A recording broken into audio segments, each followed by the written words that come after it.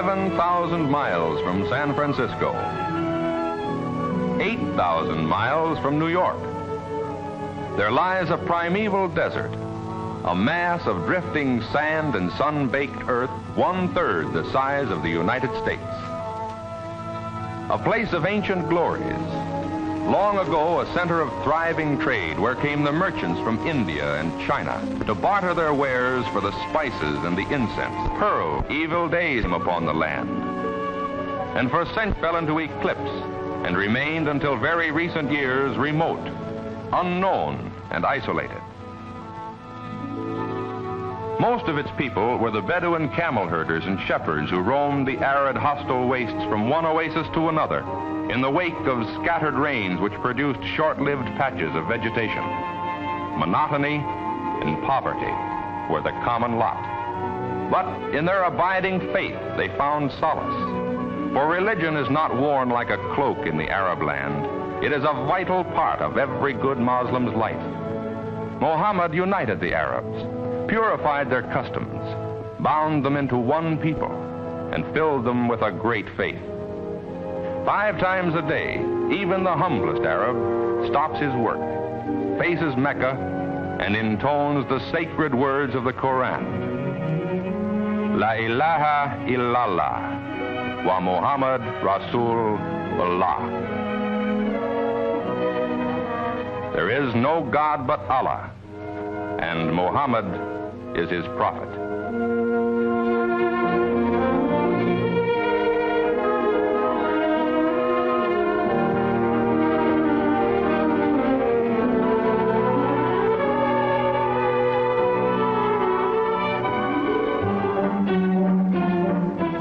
Wherever the limited water supply permitted, wheat was grown, and the Arab, essentially good-humored in spite of his hard life, would make a little dance and a little song as he threshed the grain.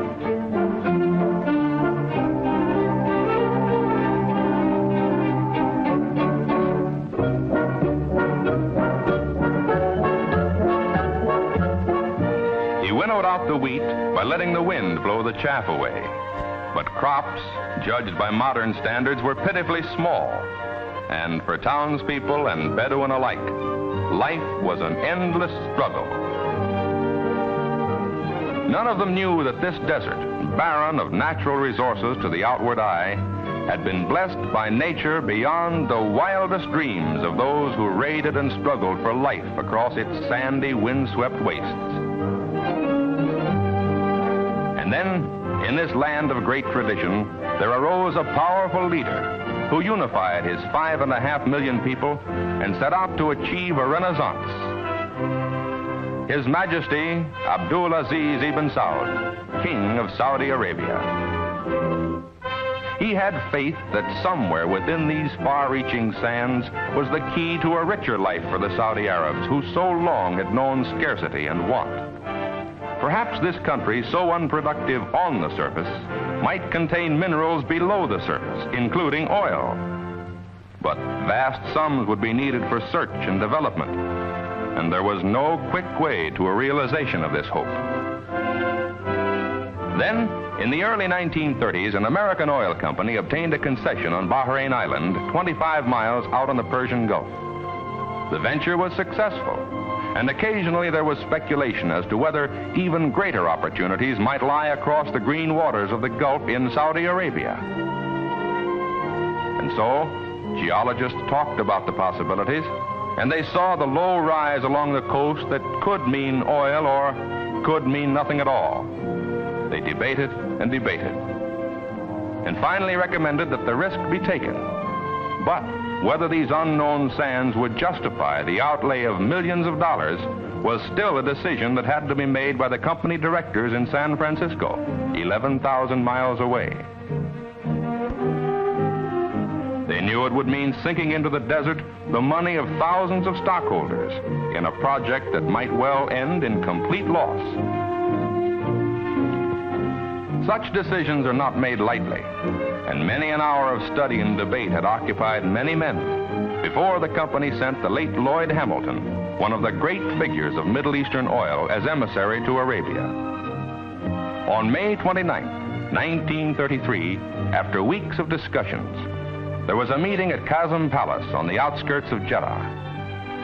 It was there that Saudi Arab government officials representing His Majesty signed a concession covering roughly 320,000 square miles.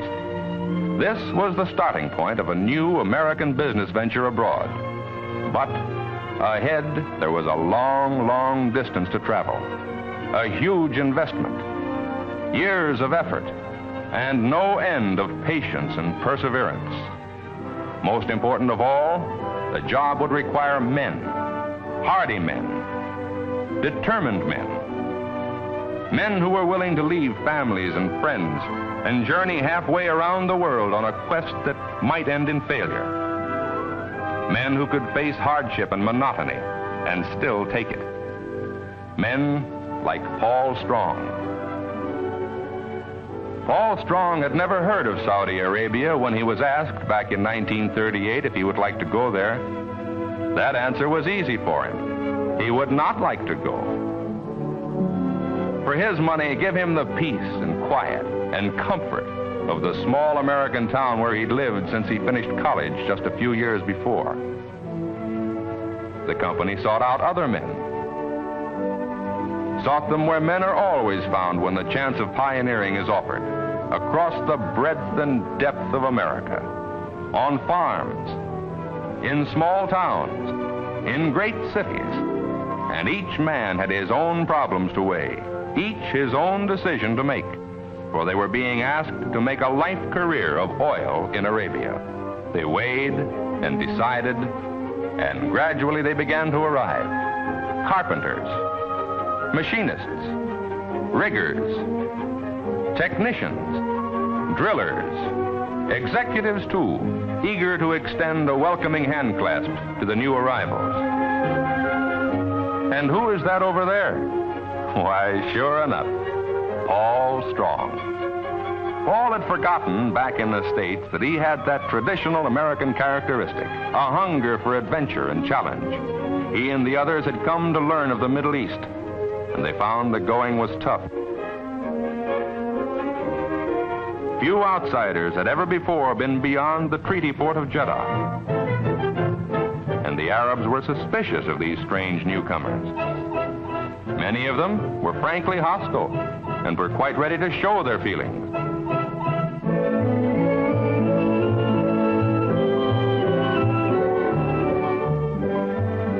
Even the extended hand of friendship was accepted grudgingly in the early days. On top of all this, it was hot. 120 in the shade on many a day in summer, sometimes soaring to 140 in the sun, and with high humidity to make it even worse. There were flies and dysentery, and the housing was makeshift. There was little to do except work, and life seemed rugged indeed. Here in such a setting, they prepared to search for oil. The geological crews combed the blistering desert month after month, searching for places most likely to yield petroleum. Instruments and calculations indicated the best prospects, but the geologists knew what many laymen don't, that the only way to know whether or not oil exists in any one place is to drill for it. Finally, they drilled the first well.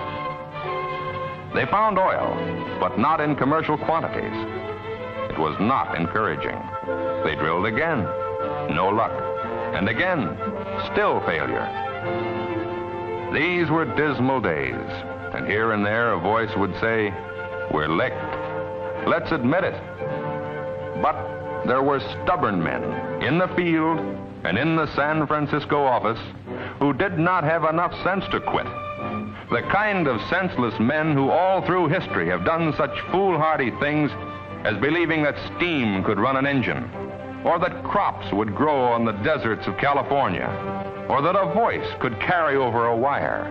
It was men like these who said, "We'll drill deeper," who drilled and failed once more and saw their careers and their reputations burning away beneath the desert sun.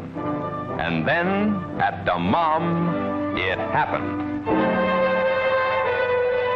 Oil in commercial quantities had been brought in after 3 long, discouraging years.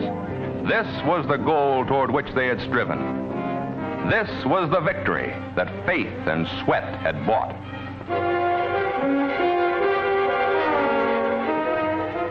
A long road has been traveled since those early years. There have been changes and great expansions. The original concession has been enlarged and now embraces an area of 440,000 square miles, equal to the states of California and Texas combined.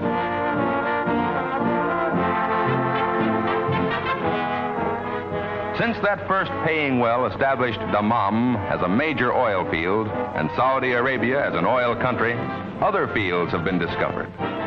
Production has risen until in 1947 it reached close to 90 million barrels from less than 4 million in 1939. In the prolific Abcake field, production by the end of 1947 was averaging about 200,000 barrels a day. Oil from Abcake is sent by pipeline to Dhahran, about 40 miles away.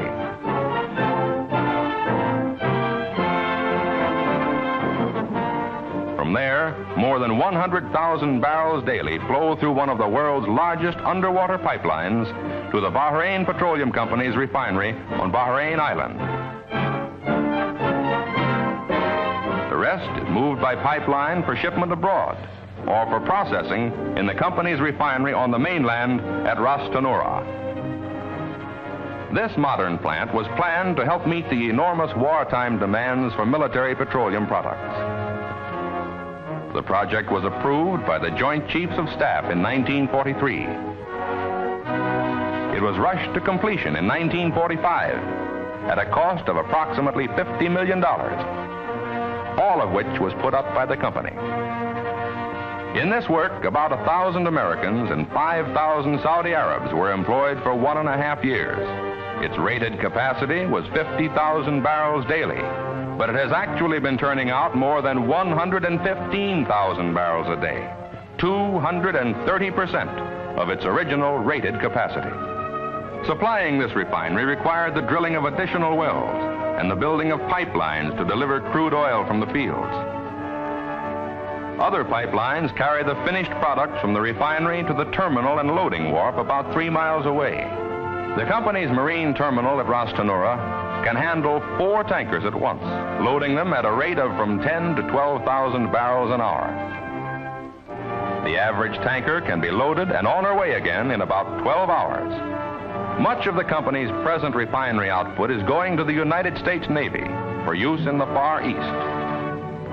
By 1950, production of crude oil is expected to be double what it was in 1947, or even higher. To handle this huge volume, greatly expanded transportation facilities will be needed. Materials have been arriving in the Persian Gulf for the world's largest pipeline, a project of the Trans-Arabian Pipeline Company, an affiliate. The first leg, from Abcake to Qatif, has been completed. The Trans-Arabian pipeline route lies across 1,075 miles of desert, plains, and coastal ranges to the Mediterranean. When completed, it will carry about 300,000 barrels daily. Total Saudi Arabian crude oil and products available at sea terminals will amount to nearly 700,000 barrels daily during 1951. By that time, the investment of the company and of the Trans-Arabian Pipeline Company will have exceeded $400 million.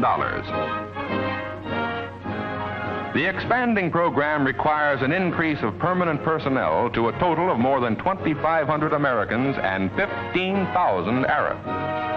Such is the story of the oil itself. But there is another story, the story of people. For all the time the oil job was being done, there was the problem of making life more livable. For in spite of heat and flies and hardship and monotony, these men had come, and they had vowed they would stay. And they set about to make good their vow. Halfway around the world, the company had brought everything from food and housing to drilling equipment. It brought in American technology and skilled craftsmanship. Men planned and worked, and cleared and dug, and slowly, painfully, they reared a modern community on the desert beside the Persian Gulf. Here in Dhahran, irrigation has wrought its magic, tapping the desert and bringing forth trees and grass and flowers. These houses and the offices are completely equipped and air-conditioned. Hot though Saudi Arabia may be in summer, it's a healthy climate, and children thrive on it.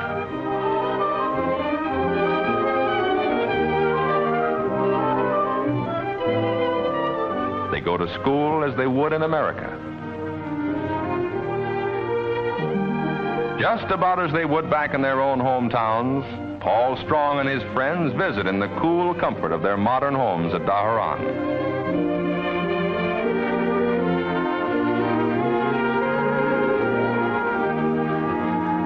Unmarried girls who have come to Arabia as secretaries, stenographers, and clerks find companionship and recreation in the club rooms and dormitories. Always popular with the employees is the freshwater swimming pool, where they can cool off after a round of golf or a set of tennis. In the best tradition of medicine is this modern American hospital, providing free medical and surgical care to all employees. The company retains skilled American physicians and surgeons. Desert heat is no problem to workers in this new air-conditioned office building.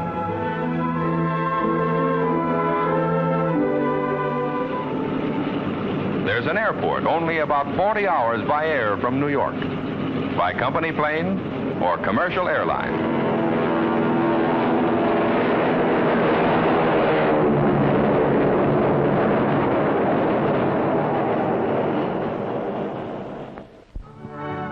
Miles up the Arabian coast is the Ras Tanura refinery, located on a beautiful stretch of gleaming white sand. Here is another American colony, complete with air-conditioned houses, 2 hospitals, and an outdoor movie theater. Out of every $2 invested in the concession, $1 goes into housing and other service facilities necessary to take care of employees, Americans and Saudi Arabs. The company has never forgotten that it is a guest in the land of the Saudi Arabs, and that the best interests of its hosts must at all times be served. Today, more than 12,000 Arab workers are employed by the company, and their number is increasing steadily.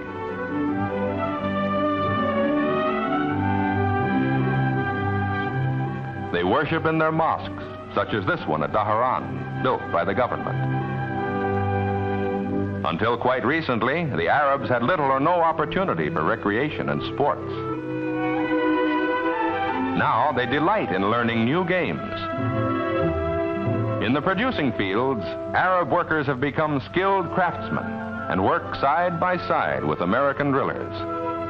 In fact, the company's operations have become one of the great centers for vocational and industrial training in the Middle East.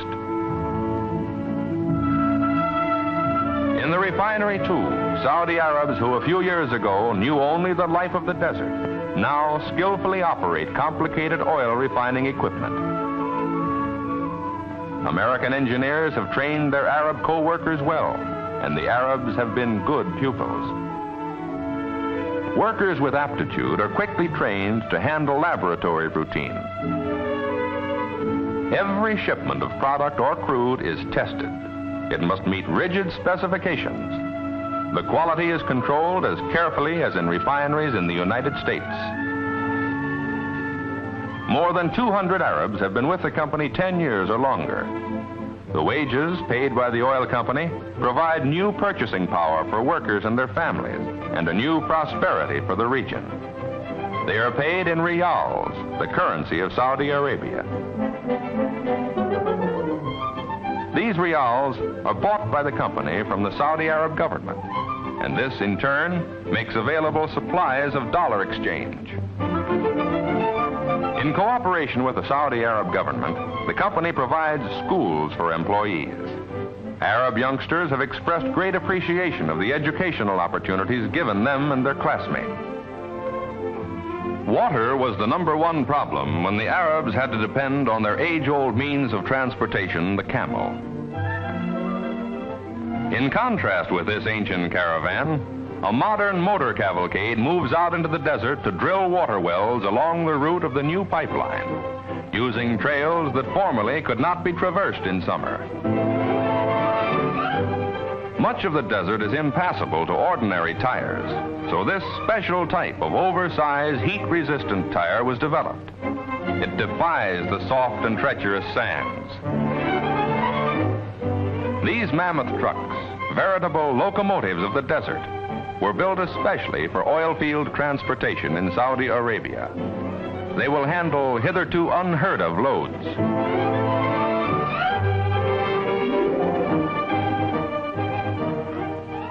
As rapidly as possible, the company is getting rid of this type of temporary housing hastily built for the Arabs in the early stages of development and replacing it with modern, well-built quarters like these.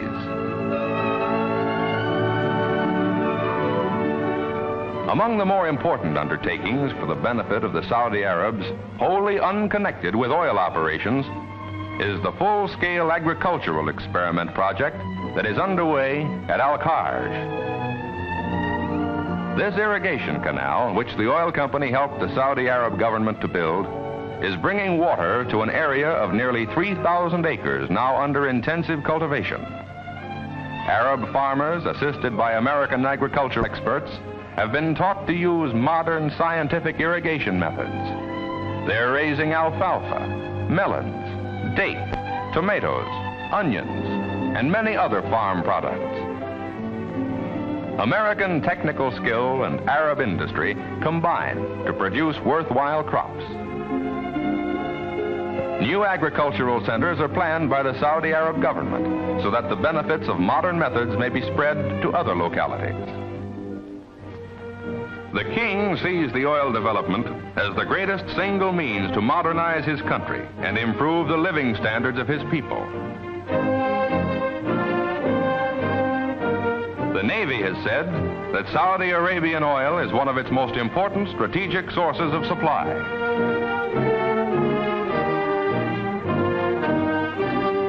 The men who are working for the economic recovery of Europe see Middle Eastern oil helping them in their labors, day in and day out.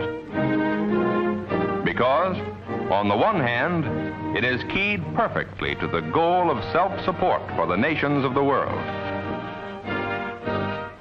And on the other, it is making available the vast volumes of petroleum needed to fuel the job of rebuilding the war-scarred Eastern Hemisphere. To the American citizen in Boston or Jacksonville, Sioux City or Seattle, all of this has real importance in his day-to-day life. Because, at present, large volumes of oil are moving from the Western Hemisphere, mostly South America, to fill the growing needs of Europe. While other South American oil goes to the United States.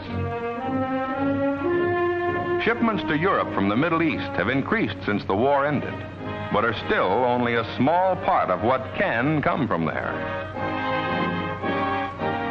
Shipping oil to Europe from the Western Hemisphere is not only uneconomic, but puts a drain on resources we may need over here. However, this situation is changing. As soon as Eastern Hemisphere facilities are ready, heavy shipments from Western Hemisphere reserves can be stopped. The Middle East can easily supply all of Europe's requirements. The oil of South America can be used for the job of industrializing our neighboring lands to the south and to supplement the supplies here in the United States.